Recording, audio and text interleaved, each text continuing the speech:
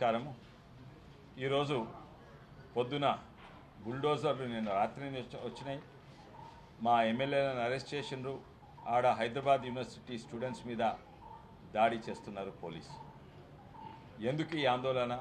ఎందుకు ఇంతమంది పోలీసు వాళ్ళు రావాలి హైదరాబాద్ యూనివర్సిటీకి?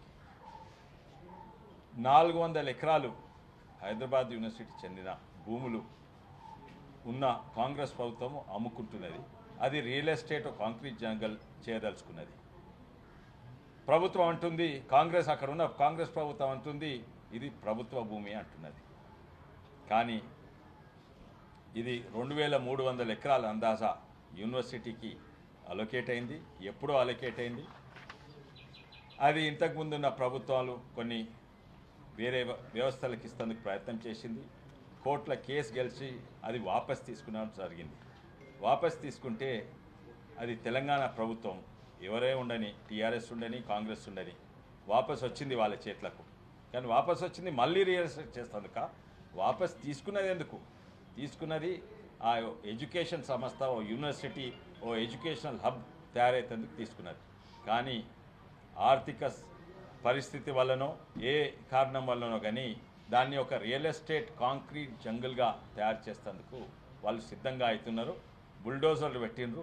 రేపు ఆక్షన్ చేస్తారంట. దీని మీద ఒక పిల్ కూడా నడుస్తున్నది. కనీసం ఆ పిల్, ఆ కోర్టు హియరింగ్ అయిపోయే వరకన్నా ఆగాలి కదా. తొందర బుల్డోజర్లు ఎందుకు, అరెస్టులు ఎందుకు?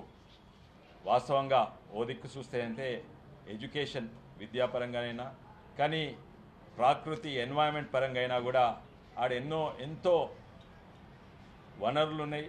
ఆడ వైల్డ్ లైఫ్ ఉంది. ఆడ ఎన్నో స్పీసీస్ ఆఫ్ ప్లాంట్స్ ఉన్నాయి, మెడిసినల్ ప్లాంట్స్ ఉన్నాయి. ఇవన్నీ కూడా నాశనం అయిపోతాయి. అదే కాక హైదరాబాద్ ఇప్పుడే కాంక్రీట్ జంగల్ అయిపోతుంది. 50 అంతస్తుల బిల్డింగ్, 60 అంతస్తుల బిల్డింగ్, ఇది ఒక లంగ్ స్పేస్గా ఉంటుంది. ఇవన్నీ దృష్టిలోకి పెట్టుకొని ఆర్థిక పరిస్థితి కేవలము రాష్ట్రము దివాలా తీసింది. ఆ దివాలా ఎందుకు తీసిందో, ఎవరు తీసిందో దాని కారణం ఇప్పుడు అనవసరము. పాత ప్రభుత్వం తీసిందా, కొత్త ప్రభుత్వమా, అది మనకు అనవసరం. తప్పనిసరిగా బీజేపీ పార్టీ అడ్డుకుంటుంది. ఈరోజు ప్రధాని గారిని, మంత్రి గారిని కలిసినాము. వారు కూడా చెప్తుండ్రు ఇది అద్భుతంగా ఒక ఎడ్యుకేషనల్ హబ్ చేయవచ్చని కేంద్ర ప్రభుత్వం మద్దతుతోటి. కానీ ఉన్న భూమిని గుంజుకొని దాన్ని కాంక్రీట్ జంగల్ చేస్తే హైదరాబాద్ భవిష్యత్తు వీళ్లకు అసలుకు ఆలోచనలే లేదని మనం అనుకోవచ్చు. ఈరోజు అందరూ కూడా ఖండిస్తున్నారు. కానీ ఎవరైతే నిన్న మొన్న వాళ్ళే నోటిఫై చేయలేదు, ఐఎంజీ నుంచి కేసు గెలిచి వాపసు వచ్చినాక టీఆర్ఎస్ ప్రభుత్వం 10 ఏళ్ళు ఉన్నది. 10 ఏళ్లలో ఇటువంటి భూములు ఎన్నో అమ్ముకున్నారు.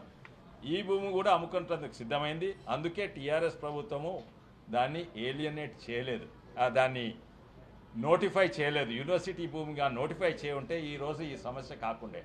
వాళ్ళకు కూడా ఈ భూమి కన్నుండే. టీఆర్ఎస్ చేసిన తప్పులన్నీ కాంగ్రెస్ కూడా చేస్తున్నది. టీఆర్ఎస్ ఉద్దేశము, కాంగ్రెస్ ఉద్దేశం తెలంగాణకు మంచిది కాదు.